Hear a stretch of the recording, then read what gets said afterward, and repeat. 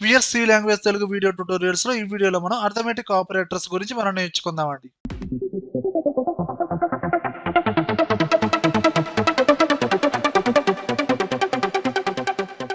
చూడండి VS C language లో మనకి 8 టైప్స్ ఆఫ్ ఆపరేటర్స్ ఉన్నాయండి. Arithmetic operators, relational, logical, assignment, conditional అలా 8 టైప్స్ ఆఫ్ ఆపరేటర్స్ ఉన్నాయి. ఇందులో ఫస్ట్ వన్ మనం నేర్చుకునే ఆపరేటర్స్ వచ్చి అర్థమెటిక్ ఆపరేటర్స్. ఇప్పుడు మీరు చూస్తున్న ఆపరేటర్స్ అన్ని అర్థమెటిక్ ఆపరేటర్స్ అండి. ఎడిషన్ అండ్ సబ్ట్రాక్షన్, మల్టిప్లికేషన్, ఈ సింబల్ వచ్చి యాస్ట్రిక్స్ ఆల్రెడీ చెప్పానండి. అండ్ ఇది వచ్చి డివిజన్. జనరల్ గా సింబల్ వచ్చి ఫార్వర్డ్ స్లాష్ డివిజన్ అండ్ ఇది వచ్చి మాడ్యులో డివిజన్. ఇవన్నీ బేసిక్ మ్యాథమెటికల్ క్యాలిక్యులేషన్స్ కోసం మనం యూజ్ చేసే ఆపరేటర్సే అర్థమెటిక్ ఆపరేటర్స్. మ్యాథమెటికల్ క్యాలిక్యులేషన్స్ అంటే మనకి న్యూమరికల్ వాల్యూస్ మీద ఆపరేషన్స్ పెర్ఫార్మ్ చేయడం కోసం ఈ ఆపరేటర్స్ ని యూజ్ చేస్తామండి. న్యూమరికల్ వాల్యూస్ అంటే ఇంటీజర్ వాల్యూస్ కావచ్చు, ఫ్లోట్ వాల్యూస్ కావచ్చు, without decimal values, with decimal values. Numerical values మీద ఆపరేషన్స్ ని పెర్ఫార్మ్ చేయడం కోసం ఈ అర్థమెటిక్ ఆపరేటర్స్ ని యూజ్ చేస్తామండి. అలానే ఈ అర్థమెటిక్ ఆపరేటర్స్ ని బైనరీ ఆపరేటర్స్ అని కూడా అంటారండి. బైనరీ ఆపరేటర్స్ అంటే ఏంటండి అంటే ప్రీవియస్ గా ఒక ఎక్స్ప్రెషన్ అండి, ఒక ఆపరేషన్ చూసుకుంటే ఒక ఆపరేటర్ అనేది ఎప్పుడైతే వేరియబుల్స్ తో కంబైన్ అవుతుందో అప్పుడే మనకి ఒక ఆపరేషన్ అనేది క్రియేట్ అవుతుందండి.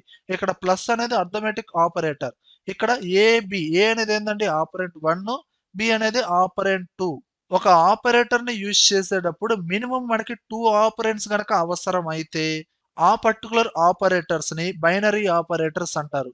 ఇప్పుడు మనం నేర్చుకుంటున్న ఈ ఎడిషన్, సబ్ట్రాక్షన్, మల్టిప్లికేషన్, ఈ అర్థమెటిక్ ఆపరేటర్స్ అన్ని బైనరీ ఆపరేటర్స్ అండి. ఈ ఆపరేటర్ ని యూజ్ చేసేటప్పుడు ఖచ్చితంగా 2 ఆపరెంట్స్ అనేది కావాల్సిందేనండి. ఓకేనా? ఇప్పుడు ఈ ఆపరెంట్స్ గురించి క్లియర్ గా చూడండి. ఫస్ట్ వచ్చి సింబల్, దాని యొక్క meaning, example, result. First symbol వచ్చేందండి ప్లస్, ఎడిషన్ చేయడానికి. ఎడిషన్ చేయాలంటే 2 వాల్యూస్ తీసుకోవాలి కదండి. ఆ 2 వాల్యూస్ ని వేరియబుల్స్ లో స్టోర్ చేయాలి కదండి. A equal to 10, B equal to 5. Direct గా ఎగ్జాంపుల్ ఏంటండి A plus B, 10 plus 5. Result ఎంత అండి 15. ఎడిషన్ చేయడానికి మనం ప్లస్ అనే సింబల్ ని యూజ్ చేస్తాం. అలానే మైనస్, సబ్ట్రాక్షన్, ఏ మైనస్ బి, 10 మైనస్ 5. రిజల్ట్ ఎంత అండి 5.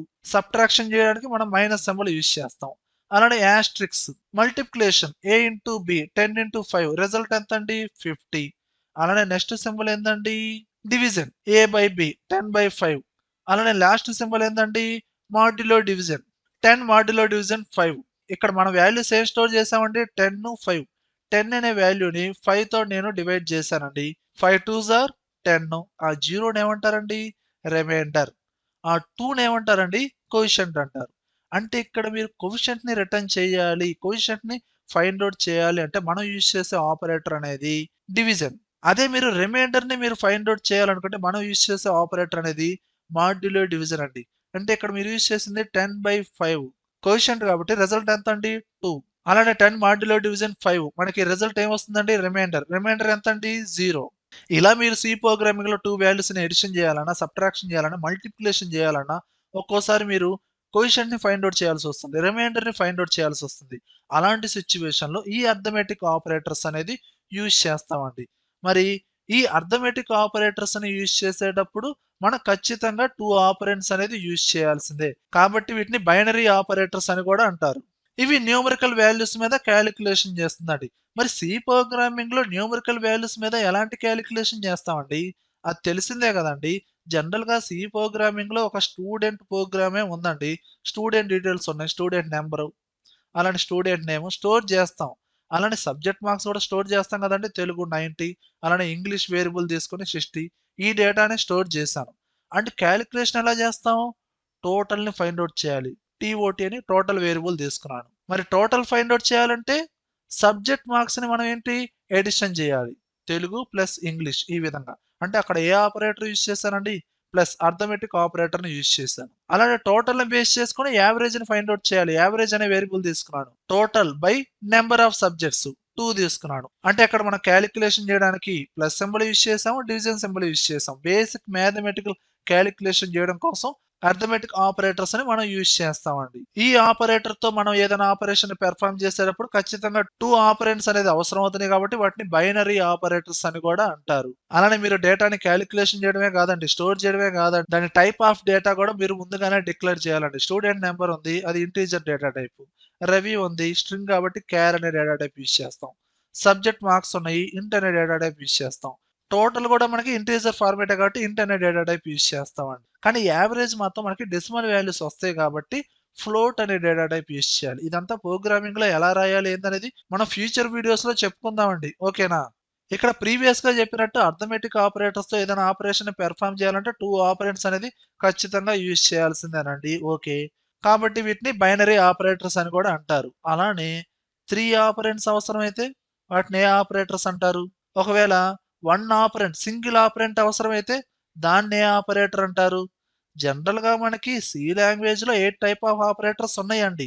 అంటే ఈ ఆపరేటర్స్ తో ఏదైనా క్యాలిక్యులేషన్ జరగడానికి, ఏదైనా ఆపరేషన్ ని పెర్ఫార్మ్ చేయడానికి ఆ పర్టికులర్ ఆపరేటర్ కి ఎన్ని ఆపరెంట్స్ అనేది అవసరం అవుతాయండి? 2 ఆపరెంట్స్ అవసరమైతే వాటిని బైనరీ ఆపరేటర్స్ అంటారు. కానీ మనకి సి లాంగ్వేజ్ లో ఇంకా టైప్స్ ఉన్నాయండి. అవి ఏంటంటే యూనరీ ఆపరేటర్స్. యూనరీ ఆపరేటర్స్ తో ఏదైనా ఆపరేషన్ ని పెర్ఫార్మ్ చేయాలంటే మనకి 1 ఆపరెంట్ సింగిల్ ఆపరెంట్ అనేది అవసరం అవుతుందండి. అది వేరియబుల్ అయినా కాన్స్టెంట్ అయినా ఏదైనా ఒక ఆపరెంట్ అనేది కావాలండి. దానికి ఎగ్జాంపుల్ ఏంటంటే ఇంక్రిమెంట్ అండ్ డిక్రిమెంట్ ఆపరేటర్స్. ఈ పర్టికులర్ ఆపరేటర్ తో ఏదైనా ఆపరేషన్ ని పెర్ఫార్మ్ చేయాలంటే సింగిల్ ఆపరెంట్ అనేది అవసరం అవుతుందండి. చాలు, ఒక ఆపరెంట్ అనేది చాలు. అండ్ నెక్స్ట్ వన్ వచ్చి బైనరీ ఆపరేటర్స్. ఇది ఆల్రెడీ చెప్పుకున్నామండి. It requires minimum 2 operands. Binary operators తో ఏదైనా ఆపరేషన్ పెర్ఫార్మ్ చేయాలంటే మనకి ఖచ్చితంగా 2 ఆపరెంట్స్ కావాలండి. ఇప్పుడు మనం నేర్చుకున్న అర్థమెటిక్ ఆపరేటర్స్ అన్ని బైనరీ ఆపరేటర్స్ ఏనండి. అలానే నెక్స్ట్ నేర్చుకునే రిలేషనల్ ఆపరేటర్స్ కూడా బైనరీ ఆపరేటర్స్ ఏనండి. అండ్ నెక్స్ట్ వన్ వచ్చి టెర్నరీ ఆపరేటర్స్. ఈ ఆపరేటర్ తో ఏదైనా ఆపరేషన్ పెర్ఫార్మ్ చేయాలంటే ఖచ్చితంగా 3 ఆపరెంట్స్ కావాలండి. ఫ్యూచర్ లో మనం నేర్చుకునే కండిషనల్ ఆపరేటర్స్. కండిషన్ ని యూజ్ చేస్తూ ఏదైనా ఆపరేషన్ ని పెర్ఫార్మ్ చేయాలి అనుకుంటే మీకు ఖచ్చితంగా 3 ఆపరెంట్స్ అనేది కావాల్సిందేనండి. అలా ఆల్రెడీ మన సి లాంగ్వేజ్ లో అర్థమెటిక్ ఆపరేటర్స్ గురించి నేర్చుకున్నాం కదండి. రిమైనింగ్ ఆపరేటర్స్ గురించి step by step next videos లో మనం చెప్పుకుందామండి. ఓకే వియర్స్, ఈ వీడియోలో కంటెంట్ ఉంటేనే లైక్ చేయండి. అలానే కంప్యూటర్స్ అడ్డా ఛానల్ ని సబ్స్క్రైబ్ చేసుకోకపోతే వెంటనే సబ్స్క్రైబ్ చేయండి. పక్కనే ఉన్న బెల్ ఐకాన్ని ప్రెస్ చేయండి. Thank you very much.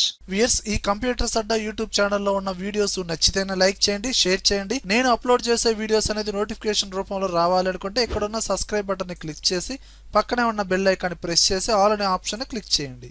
అలానే ప్లేలిస్ట్ లోకి వెళ్ళి ఈచ్ అండ్ ఎవ్రీ కోర్స్ ని ఒక ఆర్డర్ లో చూసుకోండి. అలానే ప్రతి వీడియోలో కింద డిస్క్రిప్షన్ లో each and every course video links అనేది ఇవ్వడం జరిగిందండి. అలానే computersAdda.com అనే వెబ్సైట్ లోకి వెళ్ళి ఈచ్ అండ్ ఎవ్రీ కోర్సు, దానికి సంబంధించిన వీడియోస్, నోట్స్, ప్రాక్టికల్ ఫైల్స్, అలానే షార్ట్ కట్ కీస్ కూడా నేర్చుకోండి.